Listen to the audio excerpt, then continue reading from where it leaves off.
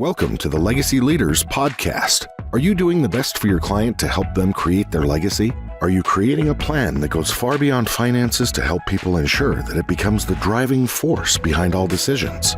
On this podcast, hosts Katie Beth Hand and Stan Miller will help you with growing your practice and your clients' peace of mind. Together, they bring the best and brightest minds to share with you how to help your clients develop their best legacy. And now, here are your hosts, Katie Beth and Stan. Welcome back to the Your Life, Your Legacy podcast with your hosts, Stan Miller and Katie Beth Hand. Our guest today is life coach, speaker, author, and the Transition Bridge podcast host, Debi Ronca. Debi is also a friend of Stan and mine. Debi, we are so glad to have you on the show. Thank you so much for joining us today. Well, thank you both, Stan and Katie Beth. It's a real honor to be here. Well, so to jump in, I was hoping, Debi, you could take just a couple of minutes and tell our listeners who may not have heard about what you do before a little bit about your background and a little bit about how you came to be a transition life coach. Yes, thank you for that question, Katie. It's interesting. I used to mentor moms, young moms in particular, for many years. And I felt a shift in my life that there was something else for me to do. And, actually spent some time praying about that. And I felt led to become a life coach. And so I studied, and in my time of studying and certification, I also learned about transitions and the actual process that's required if you want to do a transition in a healthy way, in a productive way. And so I just started looking back on the transitions in my own life and thought, gosh, I wish I knew someone who understood transitions, or I wish I knew someone who could help me process all of those emotions that I was going through at the time of that transition. And for me, it was that empty nester transition when my children were leaving home and I was going into that next season in my life, and how to embrace that and step into what was next for me in my life. In fact, that is the typical questions you will hear in times of transition. What's next? Where do I go from here? And so I became very passionate about helping women in particular process the transitions that they experience in life. I love that. Thank you. So tell our listeners a little bit about the real process and how you use that to help your clients. Yes, I thought, I'm a very visual person. And so I came up with the idea of using a bridge to help people visually see that bridges are the transitions in life that take us from where we currently are to that next season. And how are we going to get across that bridge? And that's where I created the proprietary process called REAL, where first I help women recognize the symptoms that they're actually experiencing in transition. We can go through seasons of high frustration or lack of motivation. Like, this is not just something you feel over a weekend. This is months that you're feeling this continual emotion, and our emotions are trying to speak and let us know something's going on. But we cannot recognize that that's a symptom of a transition. You've lost your motivation for a reason, and transition's trying to pull that purpose and reason out of you.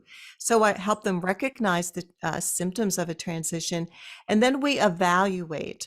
And what happens, Katie Beth, in times of transition, all of our inner struggles and challenges just get magnified. So if you could see yourself walking across that bridge, first it takes the courage to get up on the bridge. And as we're crossing to that next season or direction, we can experience our limiting beliefs that are letting us, they're actually saying to us, you're not worthy to go to that next place, or you're not capable, or you have a lot of struggles about your mindset. This is too difficult. I'm not going to be able to do it.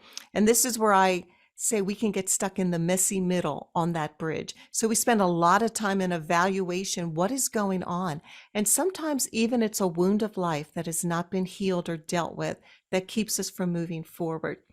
And once we get past the evaluation, then we begin to align, which is really a surrender, not in weakness, but in strength, a surrender of what we need to let go of. So we're able to embrace the new, because transitions are a story.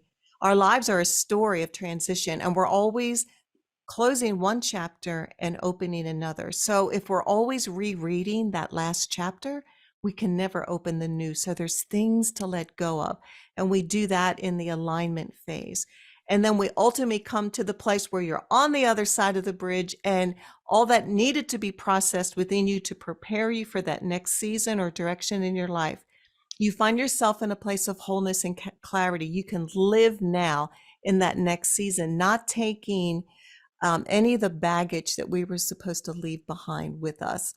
There's a saying, the transition tunnel is not large enough to bring all of that with us. And so there are things in life that we're supposed to get let go of during certain seasons of our lives. And that's where the transition has its greatest work. I love that. And I love that it feels like very much a 360 approach to transition. And there were lots of nuggets I would love to address in what you just said. But one thing I want to point out is, to some degree, I feel like we're always in some sort of transition. You know, this is the type of knowledge that really anyone can use. At least for me, I feel like we are always, and of course we have young children. So having mentored so many young moms, you know, when you have young children, your life is always in some sort of a transition. Your children are never in the same phase. The skills you need as a wife and a mother and an employee and all the other things that we are as women, kind of keeps us in a constant state of transition. And so I love that your life coaching isn't just a general life coaching, but really focuses on changing and walking through a very healthy process to move forward. I love that. Stan, before we jump in, and Debbie, I still have several things to ask you about, so don't think you're off the hook. What questions do you have for Debbie so far? So, Debbie, you and I met because we were writing a book about the same time, and we met at our publisher's retreat, where all of us who were in the midst of writing a book were going through all the anxieties of writing a book, which are many, by the way. You know, you have this great fear of people laugh at me, will they think my book is crazy, you know, and so, but when I saw your book, immediately thought, wow, this book that you wrote is so compelling, because it speaks to a need that is so obvious but is so ignored by all of us. And it really has to do with just finding creative ways to tell the people that we care about them. And I want you to talk about that for a minute, because that just, to me, I just think there's a huge vacuum out there in the world that, you know, I mean, how many times have we all, and I'm speaking of myself, how many times have I not said the things I need to say in a way that's compelling to people that I love and care about? Oh gosh, that is so true. And sometimes the busyness of life, like we have the thought, but then our schedules get in the way, or we get distracted in that very life-giving word. And we've all been there. We go, "Oh, I forgot to mention Yeah. what a great job you did, or what you mean to me." So, yes, Stan, I do remember meeting you at that event, and you're so right. Writing a book does have a lot of anxiety to it.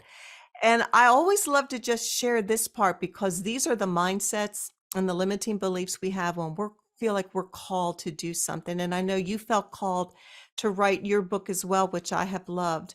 And for me, basically what happened is I spoke at a retreat, a women's retreat, about the spoken blessing and how we could use the power of our words to bring life. And I shared what my family had been doing with letters. And the women afterwards were saying, "Please teach us more about the letters." And then someone said, "Debbie, you should consider writing a book." And I'm sharing all this to inspire and encourage anyone who's listening, who feels called maybe to write a book, or you have an idea, but you're not sure, or you're feeling insecure about stepping out and doing it. And that's how I felt, Stan. I thought to myself, who will want to read a book about letters? what value is that? It's valuable to my family, but is it valuable to others? And so I sat on that for 2 years. It was sad to say. And I finally went to someone who didn't know me. I found a coach and I ran the idea by her and ideas I had for the chapter and just talked all about what my family has been doing for years. And I asked her, is this book worthy? And she got silent. And I was thinking, oh my, here comes the professional letdown. But to my surprise, she said, Debbie, I'm getting very emotional. This book must be written. And that inspired me to do it. And like you said, Stan, people need to hear these words. And it was interesting that I was letting my own limiting beliefs hold that back. And I always love to share that story because who knew the book would become an international bestseller as a result? So I just want to inspire anyone who feels called to do something and you think, well, maybe it's not such a big idea. You know, God can take the whatever he puts in your heart and bless it and use it to help people in this world. And yes, people need to know that their words have power. Their words have life. And we have life in the power of our tongue. We either build someone up or we let them down. And so wouldn't it be wonderful, especially in the times that we're in, if we can be purposeful and intentional with our words to speak life, especially to those who are longing to hear their value and worth. I believe all of us have a deep longing to be loved, valued, known, and celebrated. And we have that gift inside of us to give to others. One thing I know is that a blank sheet of paper or a blank computer screen is a really intimidating thing. So Yes. I think there are a lot of people who are listening to this podcast right now who would love to be able to write a letter and say what's in their heart to all kinds of people, parents, children, spouses, friends, neighbors, whomever. But when they go to do that, they they get out the blank sheet of paper, or they open up their laptop and it's a blank computer screen, and so that's really intimidating. So what's so great about your book is that you've provided a roadmap. Well, you've really dropped the breadcrumbs to give people like this running start on this letter. You've got examples so people could actually read your book, find examples that are pretty close to what they want to say to somebody in particular, and take the content that you've created and go in and type that up and then go edit it to fit what they want to say exactly. I mean, I think what your book does, it gets people about 80 or 90% where they want to be anyway, right? And I think makes it much more likely that they can really do it without the heavy lifting of having to dream it all up, um, you know, without clues. I love how you describe that because it's so true. You just look at a blank piece of paper and you wonder, where do I start? And I felt it was important to have a template of some sort to give you some ideas, like where to start, like tell the person specifically what you love about them, not just I love you, or think of their talents and gifts and write about what that is in the letter. And there's so many different ideas. And of course, our children were adamant about our letters being put in the book. So I'm glad to hear that you look at those letters as also ideas to where to start, where you can actually use humor as well, uh, and be serious. It's all of the emotions mixed in one. Yeah, you've really, what you've done with this book has made a terrific contribution, and I think everybody listening should order up their copy. And what's also great about your book is it's not you don't have to schedule a 2-week vacation to read it. It's a simple little book, right? It's just barely 100 pages, and Look, yeah, I have my but copy right here. Extra points. I've got my post-it notes in there for you, Debbie. And yes, it's just a little over 100 pages, a very quick, very easy read that leaves you with some very easy action items that you can get started on very quickly. Sorry, Ah, Stan. I jumped Yep. in, but I wanted Debbie to give me extra points because I have my book right here Yep. by my Yep. computer. you got And, them. and we'll put a link to it in the show notes too. We Oh, will. great, great. We will. So Absolutely. So, guys, be sure you check out Debbie's book, The Family Letter, and we will give you the places where you can get that, and we will link that in the show notes for you as well. But, Debbie, don't think that you're done. We've talked about a couple of different things so far, and there's still a lot that I want to get to. So, changing directions just a little bit away from the book, but staying kind of in that same vein. You also, well, there are a couple of things. So let's talk about this first. Like us, you have a podcast. So tell our listeners a little bit about what they can expect from an episode of the Transition Bridge podcast. Yes, podcasting really is a lot of fun. I love having different people come on. So the whole heartbeat of my podcast is about the transitions in life. So my guests that come on will have a transition story that they have been through. The whole podcast is for the benefit of the audience to learn how to embrace, grow, and be transformed by the purpose and the power of the transitions in life. So they'll hear someone come on and talk about their loss of health transition and how they processed through that and how they found the courage to move on. People will come on and share when their whole family had to move to another city and how that affected his wife and his son and what he learned from that. So everybody shares their struggles and how they transitioned. And I will also coach along the way to ask those specific questions so that everyone can learn. And in addition, I'll have experts come on that know how to deal with trauma because we can be traumatized in time of transitions depending on what we're going through.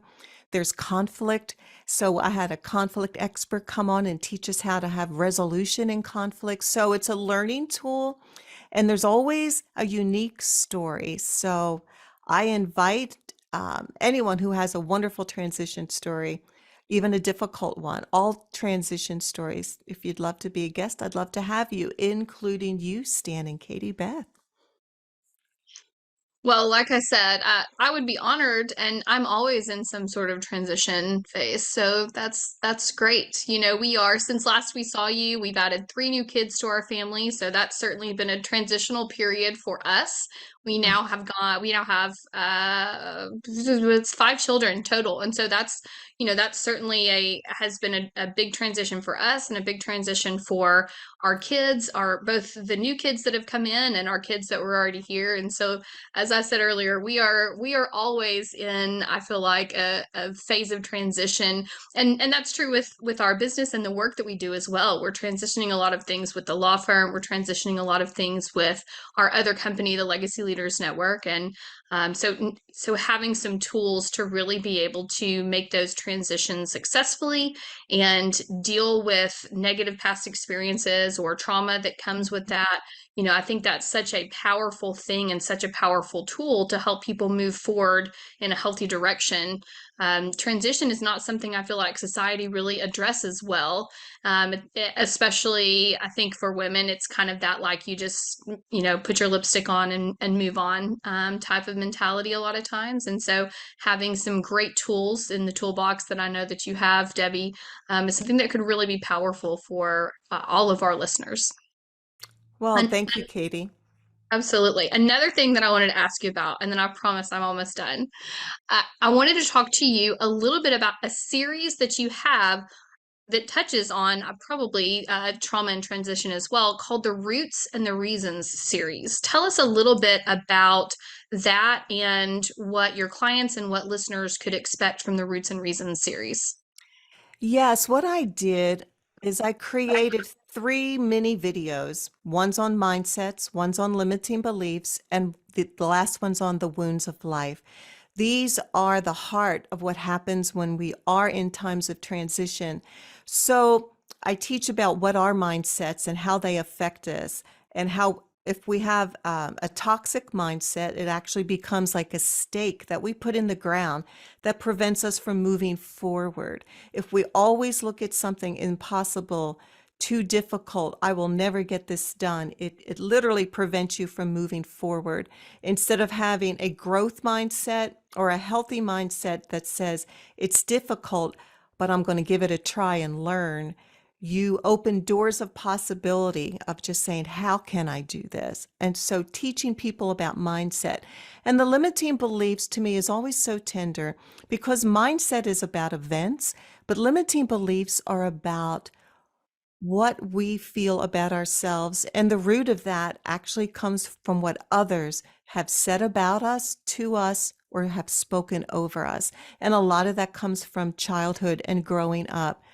If we were not valued, if we were neglected, if we had things spoken over us that broke our heart, or left us feeling unloved or unworthy, we will never be able to rise up into that space that we're called to walk in or walk the path that is in front of us that God has given us to run that race in this life. Those limiting beliefs keep us under a lid. They keep us small.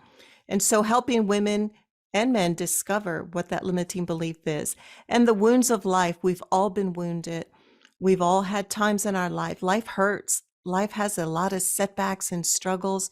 But if we don't allow that wound to come up and be recognized and let it have its voice and have its time of grief, or issue the forgiveness to yourself or to someone else, that wound will always be triggered in life and always set you back or always hinder you. You will not be able to run your race in full speed. You will just kind of be limping along.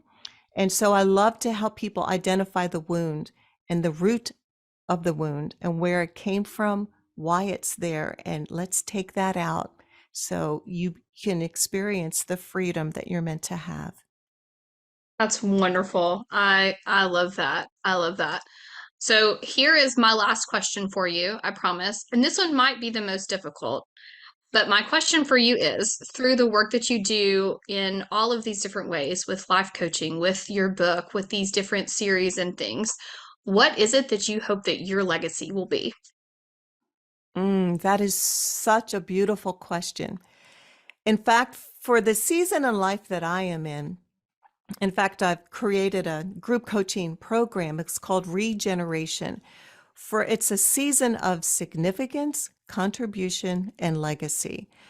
Every woman reaches a season. There's different transitions according to the decades of our lives. And when you get into your 60s and beyond, it is about legacy. And it's all about what it is that you can impart to others. What can you leave to others? And so for me, my legacy, I want it to be about how I am impacting the life of another person, how I'm helping them rise, how I'm helping them heal, how I'm helping them recognize who they are, who are they created to be. So I want to be that life-giving words of encouragement and value to a person. I want to leave life-giving words. I want to know that what I have said and what I have done has changed someone's life for good and that they're a different person because we've met.